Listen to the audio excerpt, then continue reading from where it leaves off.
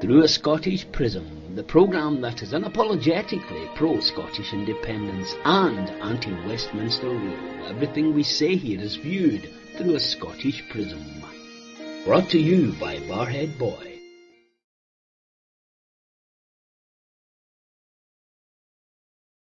Welcome to Through a Scottish Prism, here from the Abbey View Bowling Club. Can I thank you all, firstly, for being here, for your hospitality, and I hope you, tonight, at the end of this meeting, you enjoy your time with us, because we certainly enjoy spending time with you. Let me start with introducing your whole crew. Tervitt, Techie and Anne-Marie, and on our right we have from Schemes for Independence, we have Leanne, Tervitt.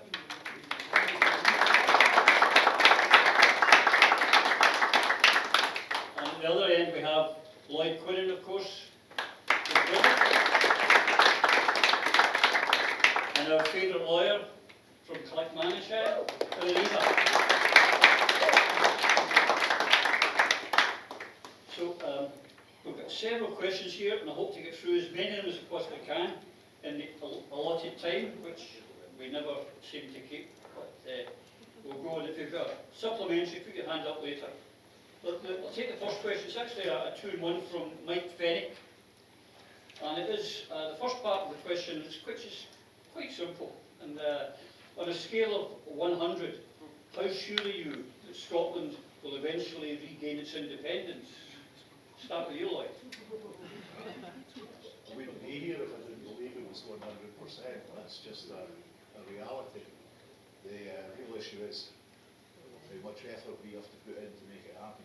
It's not inevitable. And the first person who said it was inevitable was wrong. And if we think it's inevitable, then we won't be having meetings like this. We won't be talking to people. We won't be engaging people and moving them towards independence. So, yes, it will happen. I'm 100% sure of that. But we need to make the effort. And the second part of the question is, how many more years will we have to wait for it to happen, and how will it happen? It could happen within the next month, or an effort towards it could happen within the next month if the Scottish Parliament took on the sensible route, which is to have a change to the constitution of the Parliament, which they could do. They could collapse the Parliament, they could have an independence election within a month. We know that that's not going to happen because the current government are not a pro-independence government, and that's patently obvious from absolutely everything that they do. However, I think it's certainly possible in 2026 that the election then could be an independence election. And I have to say right now, I am not in favour of referendums. There is no point in giving your enemy a second bite of the cherry. If the people, as it said on my membership card when I joined the Scottish National Party, when a majority of votes or a majority of seats is gained, then that is a trigger to begin negotiations. No referendum required. We win an election. It's possible in 2026 without a doubt. The same 2 questions to you. 100% convinced that Scotland will become independent. The question is how quickly are we going to achieve it, and the state or the condition that Scotland is left in when we leave the Union, because we cannot continue with the current circumstances where we are being asset stripped and our resources are either being stolen from us or sold at undervalue. So the people of this country need to take action urgently. We all should be in a united movement for independence, and when we have unity within the movement, it will bring independence ever closer. I believe that we could be independent this year. It is one of the reasons why I'm standing as an independent candidate for Westminster, and I hope to be joined by many others in addition to my friend Sally Hughes. The position that Scotland is in now is untenable. We have people living locally and in every part of Scotland who are suffering from the fuel crisis, the cost of living crisis. We have innumerable homeless, people depending on food banks, baby banks, school clothing banks and the like, and that is all a disgrace in a country which is potentially one of the most prosperous on the planet. Norway obviously has an oil fund. We should have had an oil fund and we should have had a wind fund. It was Scotland's oil. It remains Scotland's oil, Scotland's wind, Scotland's water, Scotland's whisky, Scotland's tourism industry, and yet the people of this country hunger, freeze and starve. It It is not acceptable, and it has to be brought to an end soon. Our politicians have to be made to bring it to an end, and they have to be told, and I mean every party in Scotland has to be told by the people, you have to get a move on, you have to stop complaining that your policies are, to use Pete Wisher's words, a mess. You have to create policies in a drive towards independence that can be done by electing a majority of MPs and a majority of the popular vote, and that will give us international legitimacy and recognition. The alternative is, as Lloyd says, to have a Holyrood election this year. The only reason that Holyrood election is not happening is because Humza Yousaf and those around him and the Greens are scared, because they know that their seats are in jeopardy, and they are more concerned about their personal positions than they are about the state of this country, for which they should hang their heads in shame.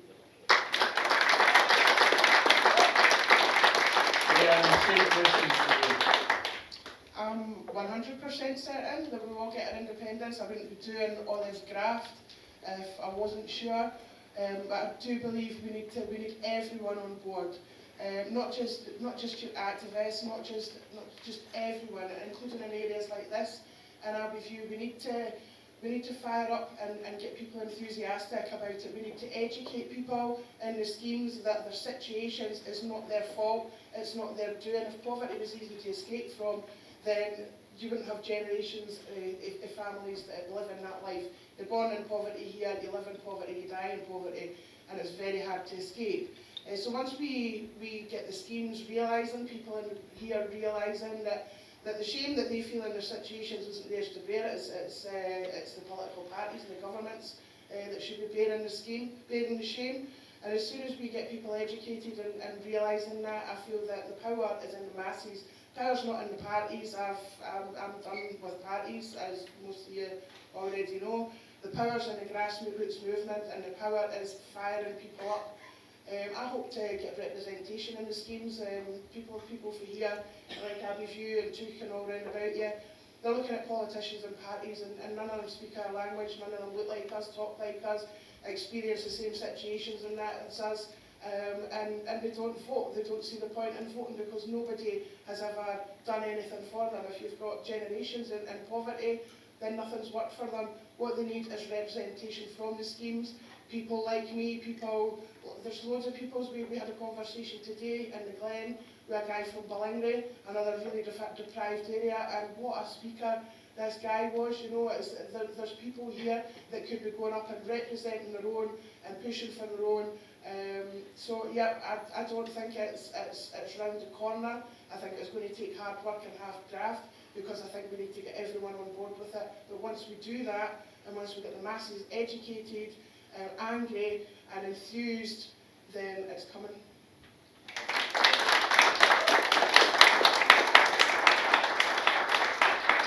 The words with I agree 100%, and I think it will come through the ballot box. That's what I believe. Mike, I hope you are happy with those answers for your question. Right, next one. It's from Stuart. I haven't got your second name, Stuart, I'm sorry. You're asking, the closure of Grangemouth refinery would be catastrophic. How can it be avoided? First to you, Eva. Independence. And a properly managed campaign by every elected politician in Scotland, of every party and every candidate for every party for the general election, where it is recognised that the question of keeping Grangemouth refinery open is not a local question, it is of national significance. If Grangemouth refinery closes, Scotland will become the only oil producing country in Western or Europe that doesn't have its own refinery, because our oil, Scotland's oil, will go down to England to be refined and sent back up north. It's an utter disgrace. It reduces us to the status of a third world country, and it's just not acceptable.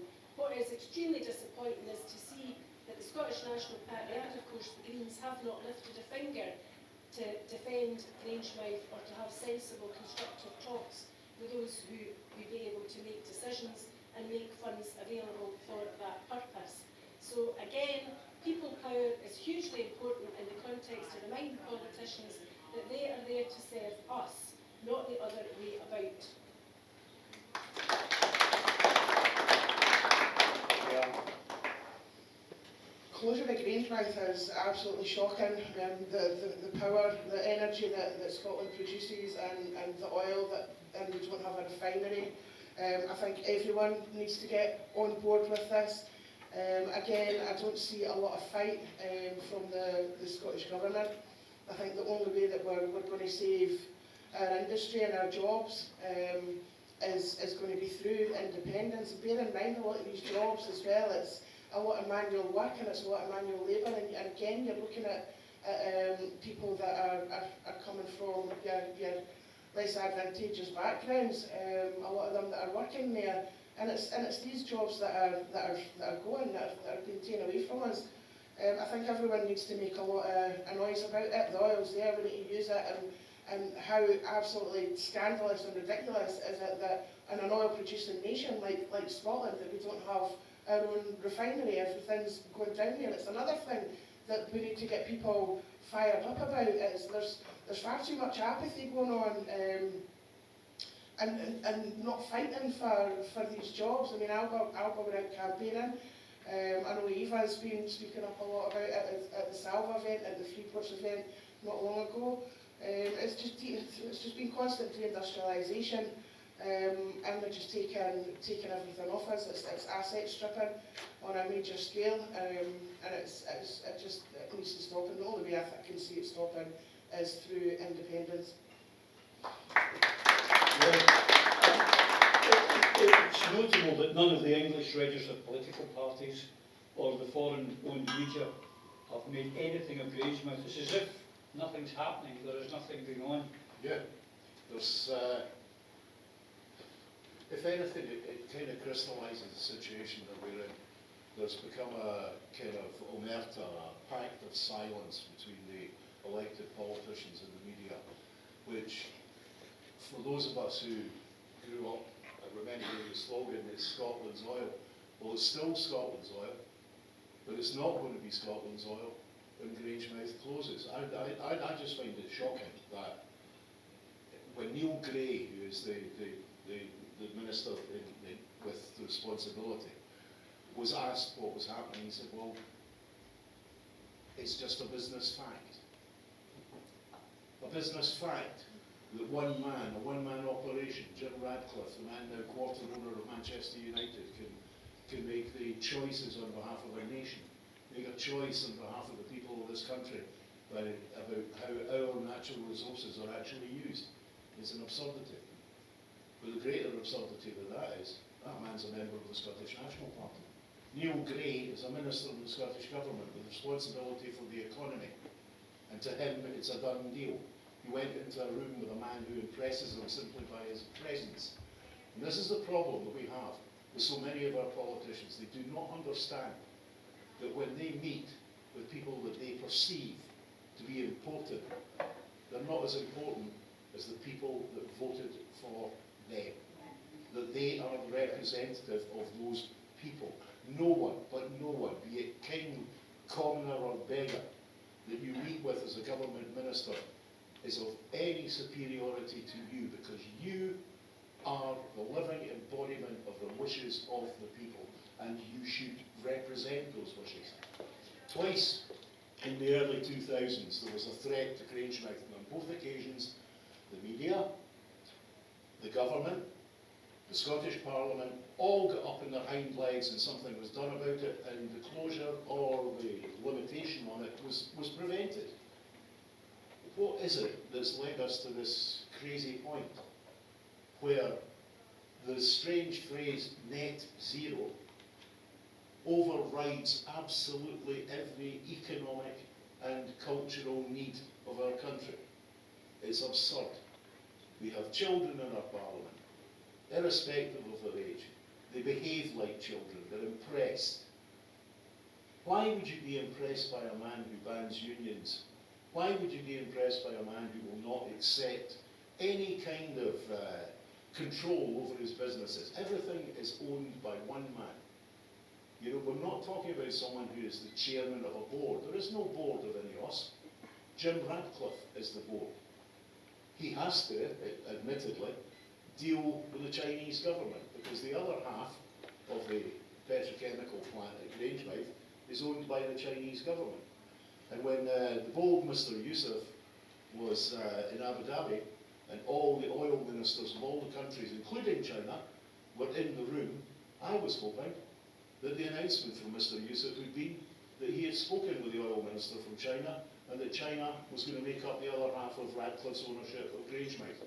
That's what a politician would have done. What shocks me is we had great relationship with China in the early 2000s. People don't seem to understand, and it needs to be repeated. When China sent 2 panda bears to Edinburgh Zoo, that was politics. That was China telling Britain that they prefer us, Scotland, to them. You don't get pandas from China. There's not a list. They decide who gets them. And it was because of relationships that were built up, partly by Alex Salmon with another member of the Scottish National Party called Gil Patterson, that they built a 5-storey legation, not less than 200 yards from Murrayfield Rugby Stadium. The Chinese were prepared to be our friends, and we've not done anything about it. That is a foolishness. If we want to be an independent country, then we need to make relationships across the world, and we have to stop listening to the British media that tells us that the Chinese government in some way is our enemy. The Chinese are not my enemy. They are not the enemy of this country. If anything, they could be our friends. The choice is for our politicians to make them our friends.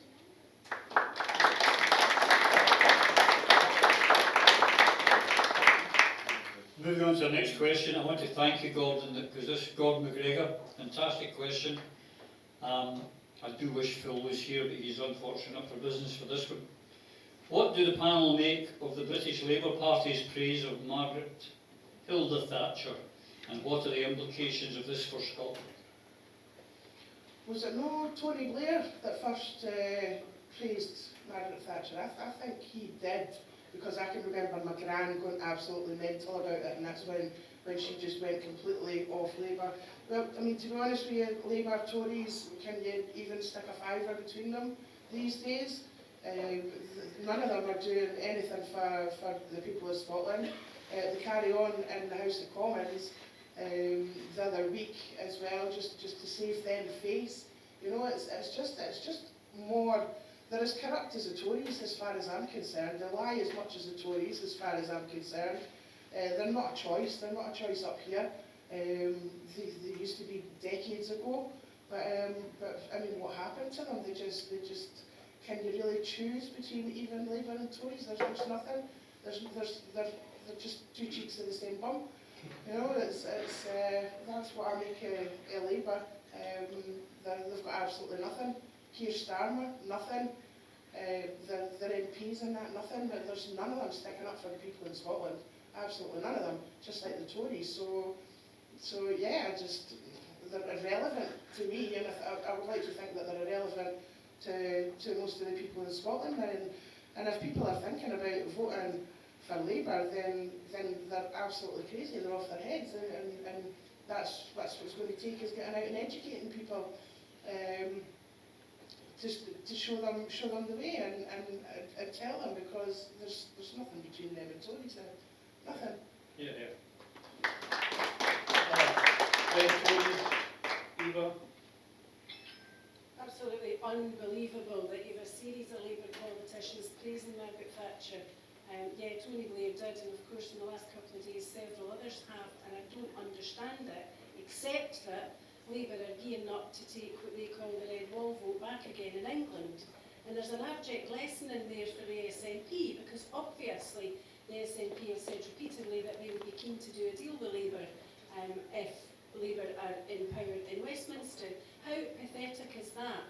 You think back to what Thatcher did, deindustrialisation of Scotland on a massive scale, miners' strike, the Falklands War, I wouldn't know where to stop, the sale of council houses without them being able to be replaced, the impact upon, in general terms, the welfare state, the introduction of the precursor to austerity, a lot of really awful experiences for people as the result of Thatcher and her policies. And she became so extreme that she was actually too extreme for the Tories themselves, and of course had to eventually be replaced by John Major. prolonged memories recall the Thatcher years, and I am not the only Scottish lawyer, female lawyer, who says that Thatcher was the embodiment and the epitome of everything that I detested in politics. So to understand that today the SNP are talking about doing some deal with that party who support and adore and seem to have a degree of adulation towards the woman who was probably the worst politician that has ever inflicted pain and damage upon Scotland particularly, is anathema and should be a very strong lesson to the entire population of Scotland. A, don't vote Labour because they're a British party. B, don't vote Labour because they're actually a Conservative party, given their adulation of Thatcher. And C, don't vote SNP if you don't want a coalition with Labour. When Thatcher was asked what her greatest achievement was, she said New Labour. Yeah. Is this Labour now returning the compliment? Obviously. But the really shocking thing about it is David Leanne said that she created a strong and powerful economy. Well, tell that to anybody that lives in any of the towns and villages of what was the Scottish coalfield, for instance, or anybody that worked for the South of Scotland Electricity Board, or anybody that worked for Scottish Hydro, when we owned them. All of them will tell you that our policies were disastrous. But this is the politics of an election year. This is the politics of not wanting bad headlines in the Daily Express and the Daily Mirror, and as Eva said, the fight to take back what is termed the red wall seats in the north of England. But the most horrifying part of it really is every single one of those Labour members that has praised Thatcher went to a private school. Right? This is the Labour Party we have. Even in Scotland now we have numerous members of the Labour Party who are ex-private school boys and girls. And if you have a politics that's based on the private school system, then of course they will eventually merge. And of course Labour and the Tories have become one, because they all come from the same background. You know, no longer is it is there a likelihood that you'll hear a working class voice at the benches of the Labour Party, much like the SNP benches at Westminster as well. But Scotland's safe. Stephen Flynn made a smart quip yesterday and got a laugh. We really need to get out of this British mindset. Scoring points against half-wits in a tiny wee wood and green leather adorned building is not helping the people of this country. Every time they allow themselves to be sucked into British politics, they need to stand outside of it. They need to remind themselves on a day-and-daily basis that they're not there to play British politics. They are there to remove our country from a union that no longer is of benefit to the people of this country. It's not a difficult task. And that, folks, is where we found, Techie John found out that our memory card had failed during the Dunfermline recording. So today, he's been up all through Saturday night trying to recover it. And I don't think got to his bed till about 6 o'clock this morning. So fortunately, we have the wonderful Hazel who's doing this one for us. And we've got the questions here that, you know, that we did get answered in Dunfermline. It's a pity, and hopefully we can recover it because the atmosphere was fantastic and some of the supplementaries were great. But we've been answering the questions again that were asked by the Dunfermline audience. And hopefully we're not repeating ourselves. So without further ado, you see, we've not got Lloyd either. We just switched him over with Phil, or Phil and Lloyd are the same people. Have you ever seen them together? You just don't know, do you? It's a mystery. It's a mystery. But hang about and make sure you're here right at the end of the show, folks, because we have got an exclusive, a scoop, something that you will all want to see, all you lovers of independence. So let's kick off right away, Phil. As you were not there, you will have not answered, even if we've asked this question already, which we don't know, but I don't think we did, is why have the no political parties tackled the issue of poverty? And, you know, it links in with another one, which is what can be done to assist people who've been forced into addiction by their circumstances? It's not important enough to them. I mean, if it was, they would be doing something about it. We know that addiction is a symptom of poverty. It's something that the user is a victim, and people just talk about junkies this, junkies that. It's not until it's your son, your daughter, God forbid, you're somebody you know anyway, that you realise the human cost of this and the impact on families. And but the other thing is the other thing is there was something I keep going back to, and it's called The Solution to the Opioid Crisis, and it was a Joe Rogan and Johan Hari, a Swiss English journalist, investigative journalist who was brilliant. It's the Joe Rogan Experience number 1250 if you want to watch it. It's absolutely brilliant and it explains how it can be done. So there is absolutely there's no excuse for governments not fixing this and not understanding how to fix the drug problem. And it's basically treating people like human beings and helping them instead of spending money on the war on drugs. And this is what Johan Hari goes into. He talks about Anslinger, who was an evil man who took over the prohibition just as it was in decline, and he invented the expression war on drugs. It's really just to continue his empire, expand his empire, and keep him in a job. It's horrendous, and the story about Lady Day is horrific as well, because this guy was a racist, misogynist piece of shit, Harry Anslinger in America, and that is where your war on drugs comes from. The government should know, because the Swiss government and the Portuguese government have done it, and all they've done is really very simple. Instead of spending the money on persecuting and prosecuting victims of addiction, mostly driven there through poverty, most, not all, but most, what you do is you support them. You spend that money on supporting them and support services, and you treat them like human beings and give them a way out. And it's worked. And this is not, a lot of people says, I get them off the street. You don't want drugs on the street. If you take drugs in Portugal, this is how it was, or Switzerland, you would be prosecuted on the street. But you're dealt with properly, you're supported, not persecuted. And that, we know the answer. Why they've not done it, it's clearly not important enough to them. They don't care enough about it. And in fairness to the devolved governments, what we actually need is independence. We have the power, the money, because we certainly have the will and the ability to fix problems like this in a much better way than they have been done so far. So they don't give a shit is the bottom line, and they either that or they don't have the power or the wherewithal to rise above it. Yeah, independence is the answer to most of our rules, if not all Yep. of our rules, I would suggest. Leanne, you've encountered, sadly, in your everyday life, lots of addiction and poverty. They are linked, and the question is, why won't the parties do something about it? Probably because they're not voters, so they don't matter so much. But you're not going to stop people becoming addicts unless you tackle poverty. Addiction's a symptom of poverty. You're 16 times more likely to die of an overdose in deprived areas than you are in affluent areas, and that tells it all. That poverty is the cause of these addictions. It's the mental health, and while governments just now they're bringing in policies that think that that's going to help addiction, but it's the only thing that I can see happening right now is the safe consumption rooms and the harm reduction. And while there's a place for that, it's not tackling the issue. There's rehab there, but it's only if you can afford it. If you can't afford it, and the most addicts are in your deprived areas who cannot afford rehab, they can't afford to get the help.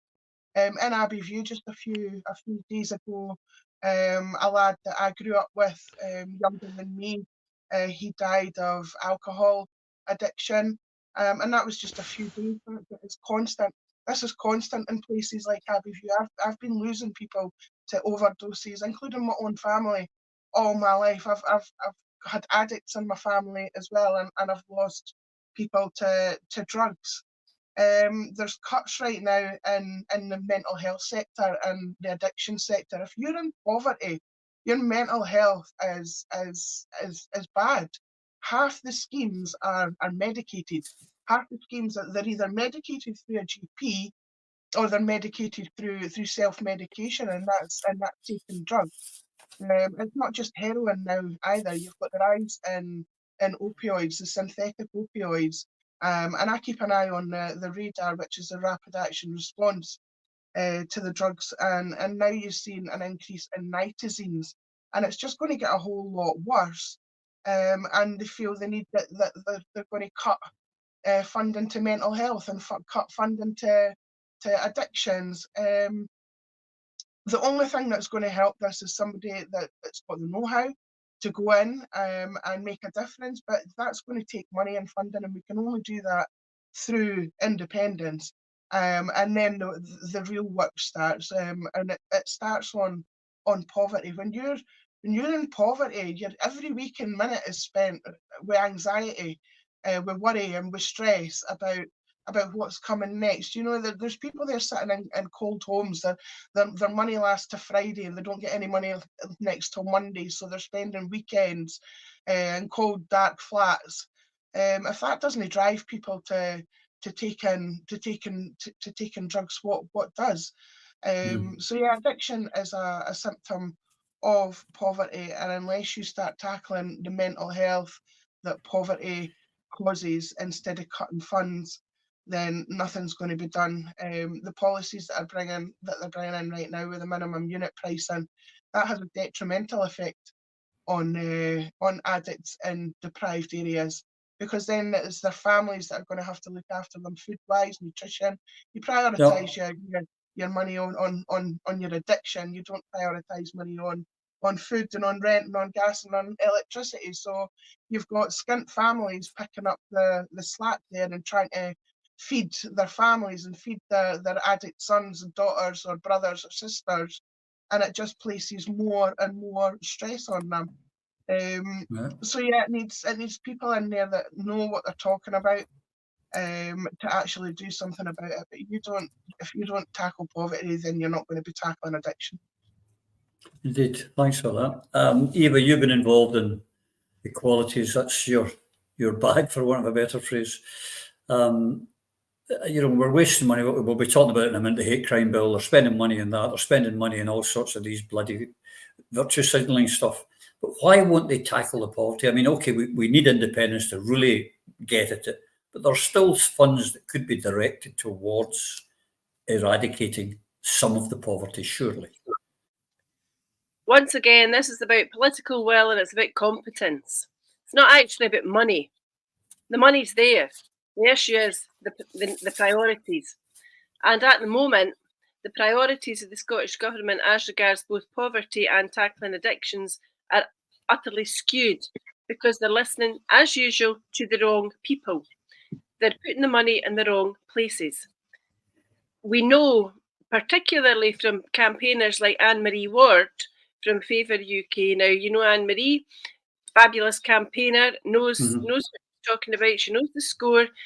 Leanne and I were at the Alloa Women's Festival yesterday and listened to Anne-Marie talking again with knowledge and with experience and with understanding about addictions issues.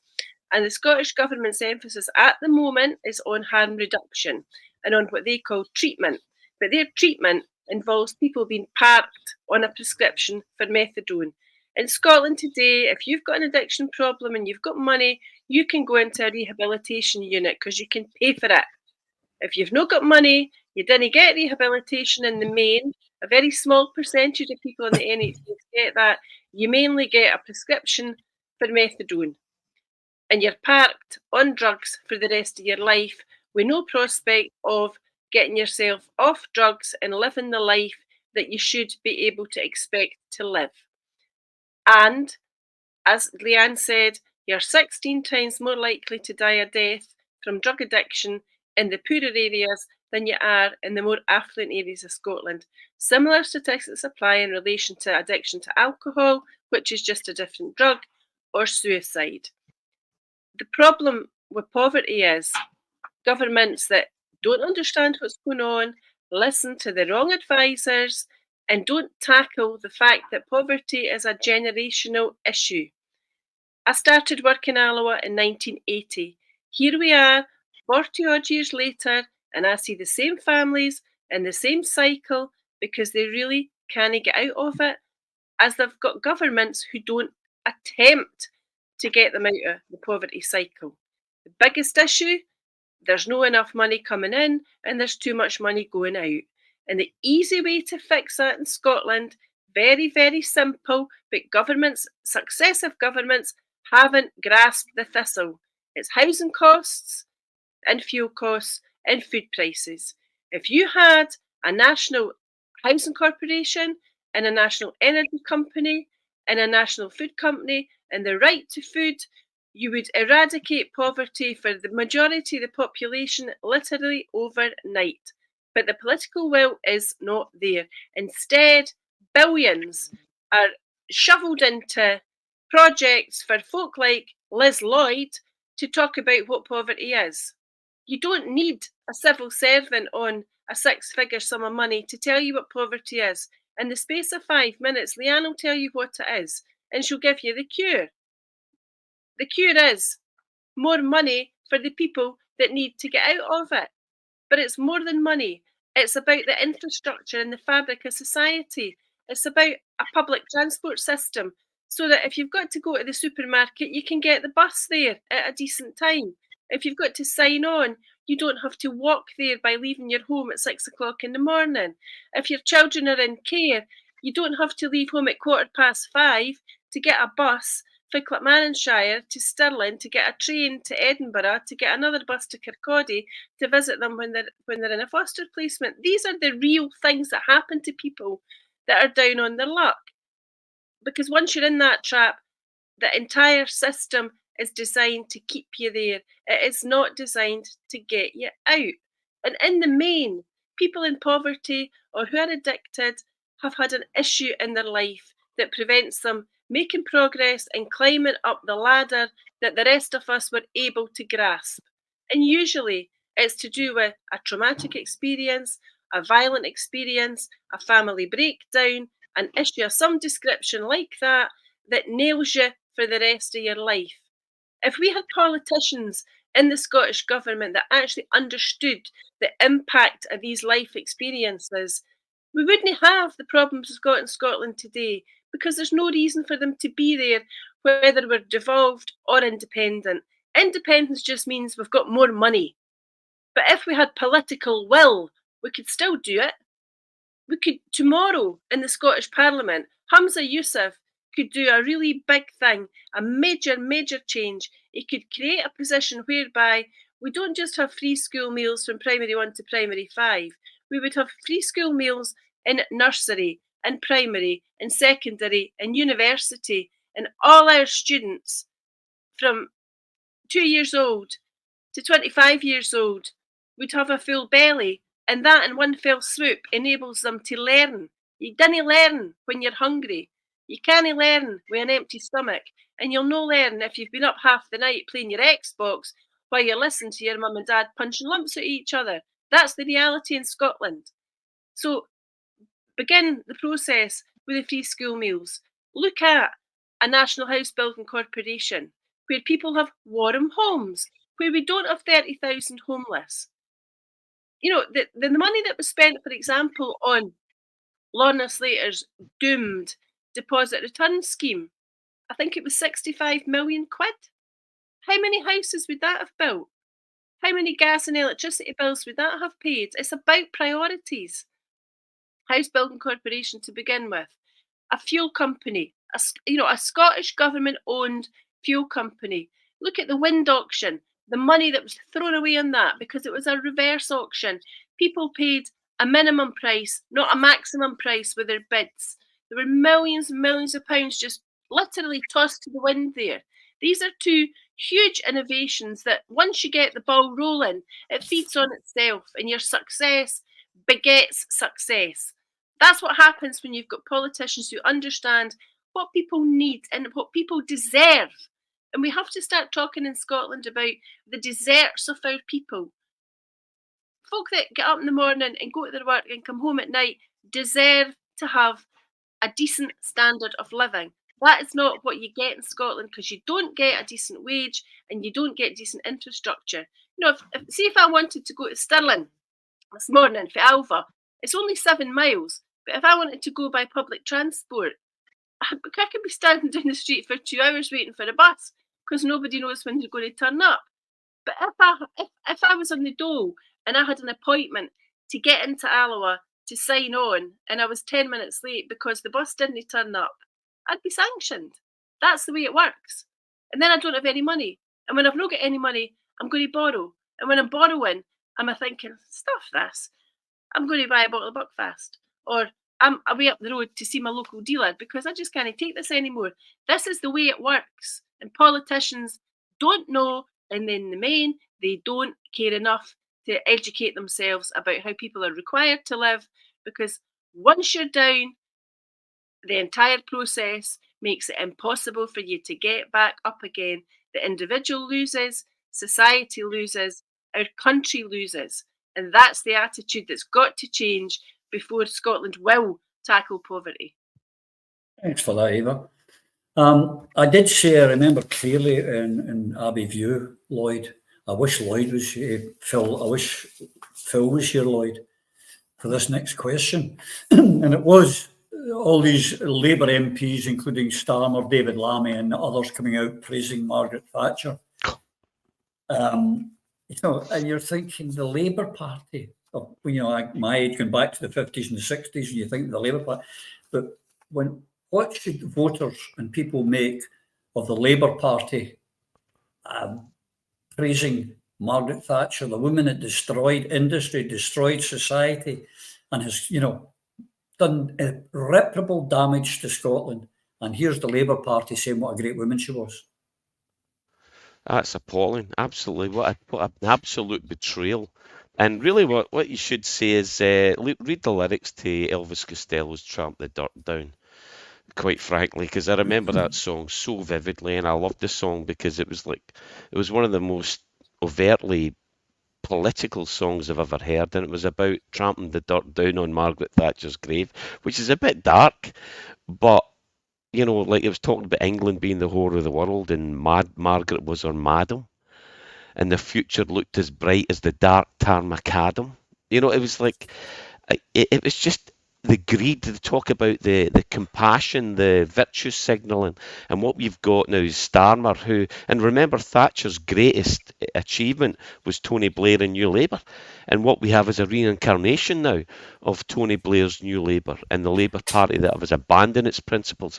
And those principles, let's remind ourselves, they were born of novels like The Ragged Trousered Philanthropist, Robert Dressel, of principle, of people fighting up for workers' rights and for making it a better place and for levelling things up. You know, instead of the lords and the ladies, before they paid tax, it was Lord of the Manor and everybody else were peasants. That's where we come from. That's where we come from. And these people are harking back to that day, and they should be ashamed of themselves. So these people, the Lammies, all of these pseudo-socialists, they're not. And I'm not a communist. I believe in socialism, in the true sense of socialism that works alongside capitalism. That's the kind of socialism I believe in, and looking after folk. These people are not looking after us, they're looking after themselves. And it goes back to the same, full circle, back to the same thing. They don't give a damn about us. They're not truly representatives of what Labour used to stand for. And to celebrate Margaret Thatcher and talk about her achievements again is an absolute disgrace. Absolutely. When I think your area, Leanne, in Fife, people like Willie Hamilton, the real socialists that were in the Labour Party, the trade unionists that were there, can you imagine knocking on a door in Abbey View and saying, I think I'd like your vote, and Margaret Thatcher is my hero? Would you like to be a Labour canvasser saying that? No, I think that would be a very, very bad idea, to be honest. I remember my granny going mental, and I'm going way back here, but I might remember my granny going mental about Tony Blair saying the exact same thing. And that's when she just they just got called the Red Tories after that, and that was way back. I mean, you can't fit a fiver between Labour and the Tories anymore. their policies are exactly the same. Whatever the Tories is coming out with now, the Labour's just sitting back and agreeing with. Who's fighting for them? I mean, they used to be a socialist party, but now they've just went over to the right, and you can't fit. They've got no people have got no representation, I feel, down there anymore. Just like I feel that we've got no representation up here either. And that's what I aim to make a difference in with schemes for Indy. If I can have activists out in the schemes for the next couple of years, the same faces with the same connections, everybody, families know all the other families and schemes simply because of poverty, because poverty is multi-generational and there's no chance of escape. So we've got connections with people up there, and if I've got activists from schemes, from my background, going into these schemes every week, getting people registered and getting people signed up, and just creating relationships and talking to people and that, then hopefully over the next couple of years we can have some political representation from the working classes, because who do we have to vote for? When you're coming from an area of poverty, no wonder they don't vote. They're looking at these politicians and they're saying to themselves, none of them's done anything for us. We're still in the same situation. You've got people living the same lives that their grannies and granddads did, their great-grands and granddads. If poverty was easy to escape, then it wouldn't be multi-generational. If the opportunities were there to escape poverty, it wouldn't be multi-generational. But these people are looking at these politicians, and none of them have done a damn thing to help their situation and to help them out of poverty.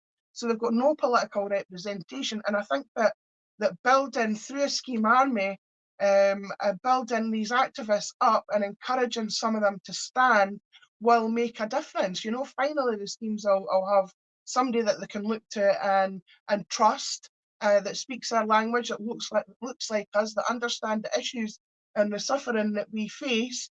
And finally they might have someone to vote for, and someone that knows how to go in there and start fixing the issues from our points of view.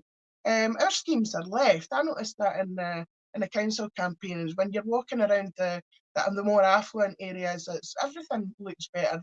The paths, the services, the everything, and you're looking at the schemes and they're shutting down our services.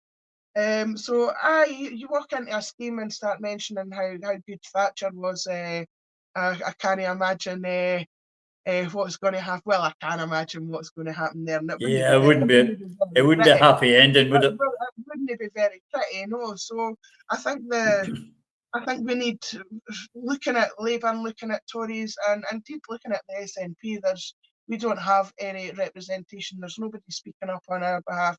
You've got a social justice minister there that doesn't understand what poverty is, and can't even define it satisfactorily. I mean, she had said that poverty was not having enough for the basics and not being able to take your families out. That's not what poverty is. It's crap housing, it's mental health problems, it's addictions, it's suicides, it's alcohol related problems, it's drugs, it's crime, it's stress, anxiety, depression, it's worry, it's a lack of education because you can't afford the tools, it's living in chaotic households. So we need representation there for people that understand the real issues that people are facing, because right now there's no representation. Labour don't represent any of us anymore. I don't know if they ever did. Has any party ever did? Because our poverty is probably worse now than it was before. And I'm not going on poverty as a financial thing. I'm adding everything in it. And with the introduction of all these drugs and that are here just now, you're in poverty and you're kept in poverty. And that's for a reason, because there's a lot of middle class people making an awful lot of money out of poverty, talking about it, sitting round tables and that, and talking about it for a year and a half. And where's that getting us? Where's that got us? Where has it got us? If you've got people around a table that don't understand it in the first place, then how's it going to be fixed?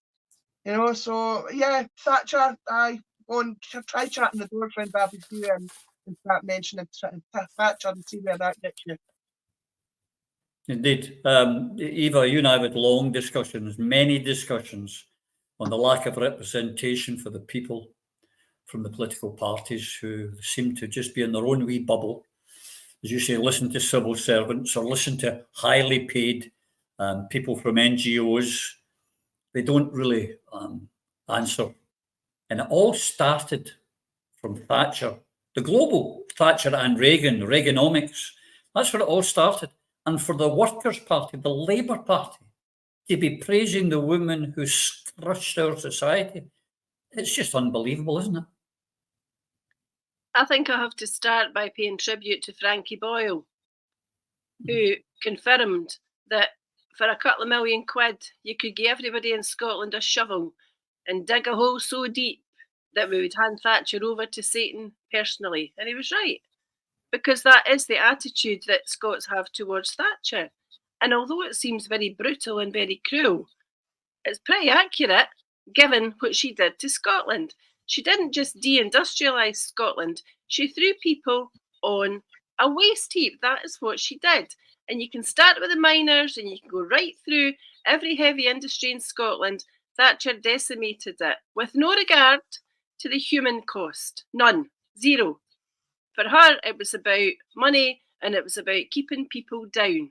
But the good thing about Thatcher was her recognition that if the people in Scotland vote for a majority of MPs supporting independence, and the popular vote is in favour of independence, then Scotland deserves its independence. And on that, Thatcher remains right. And we need to learn a lesson from that. The independence movement has to address this issue this year, because then we can become independent at this general election, and with that independence, we begin to address the issues that concern us here the most: poverty and inequality and health, addictions, education, housing, heating, fuel crisis, cost of living crisis.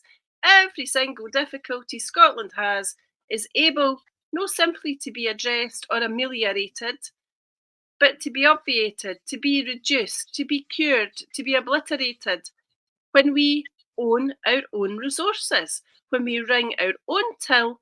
Scotland will flourish. And in that regard, I take my hat off to Margaret Thatcher, because she was right. When we vote for a majority in favour of independence, independence for independence, Indy first, learn as a nation to put our other differences aside and to prioritise that one aim, self-determination, everything else will fall into place. That's what we need to do this year, and we can do it through Leanne's initiative with Schemes for Indy. I mean, we actually maybe should make a leaflet with Leanne on one side and Margaret Thatcher on the other. That might galvanise everybody in Scotland to get registered and get voting and get supporting independence. Let's use Thatcher as that symbol. The horrors that she created are returning with the current Tory government, and they will remain there if Labour win, because there is not a fag paper between the cheeks of those two backsides. That's the way it is. Correct. And that's what we have to do. Get it sorted, Scotland. The answer is in our own hands. Absolutely. We need Indy first, and then we can do everything else. Everything will fall into place. Phil, we're talking about all the questions we've asked here today, and this second part of the show has been about poverty, addiction, lack of resources not being directed towards them. And here we've got a week tomorrow, the hate crime bill comes into being, where money has been wasted on something about people getting hurt feelings. And it's detracted, it's destroyed the SNP, it's destroyed the Yes movement, it's attacking our very fabric of our culture. And that's the very sort of things that the political parties have done that makes people absolutely fed up with them. Yeah, I think this will be the end of Humza. I think this period we're about to see and what he's done, Nicola and Humza's wee cabal are still running the show for SNP. The establishment has their claws firmly dug in, and they're facing the direction the establishment want. They continue to deconstruct the independence movement, which is why their time is done, which is why we need rid, why they cannot and do not represent us anymore, why we can see such massive differences between what they say and do versus what the people want. I mean, the hate crime bill is scary. It is. I mean, the Mail, right? And there's a guy Stephen Daisley in there that I know from politics. Somebody I normally he's a unionist. Bit of a unionist ball bag, to be honest, but he's on the ball here because Humza the title, I think the subheadings, Humza's Sinister Hate Crime Act is an authoritarian mess, an illegal and logistical one too, and he's 100% right. This is Stephen Daisley in the Scottish Daily Mail on the 17th of March, and he's talking about this chilling law, this new law that will come into force, and it aims to police Scots and what ordinary Scots say in their own homes. That is ridiculous. That is Orwellian. That is straight out of all of these warnings that we've had from authoritarian, anti-authoritarian authors in the past, saying this is where we go if we don't stay in control and we don't dictate to our politicians to do what we want. So this is. I mean, the SNP have got a long history of badly drafted policies, and this is highly controversial, completely against liberal values. This hate crime act is, as Daisley said, the most egregious yet, probably. And most of us have fought it from the beginnings. Whenever it raised, it said it was suggested, because then this was way back in the draft was published by Humza in 2020, early in 2020, and lawyers, academics, everybody that's looked at this went, what are you talking about? This is one of the most radical, most authoritarian laws in devolved governments. Why are you doing something as stupid and as divisive as this? It's as if they don't realise that this is the final. I think it's the final nail in Humza's coffin. What I don't want is some other lesser animal. I think let's see what happens, right? But when Humza goes, I would want the big clear out, and the SNP need to be deconstructed after this. Hopefully, massive defeat they're going to get, and I certainly expect them to lose.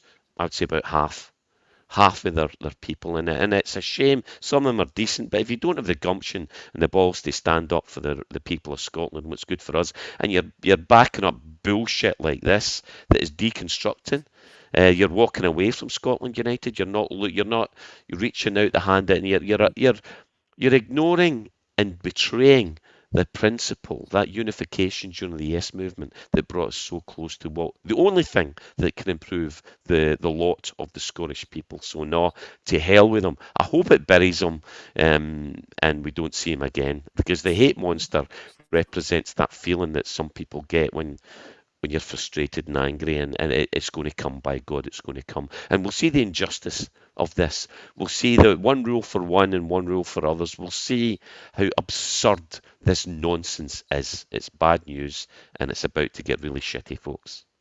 You did mention that people will need balls to stand up to this, but I don't think you can say it anymore. I think that's probably a hate crime when you mention balls.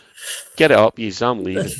And the other thing is, your pal Joe Rogan was talking about it. Scotland's so famous, Joe Rogan is discussing the idiocy of the hate crime bill. Leanne, the hate crime bill is, again, they've also said, and you brought it up when we were talking in Dunfermline, they figure that poorer areas, white males, is 18 to 25 are going to be their biggest scoop.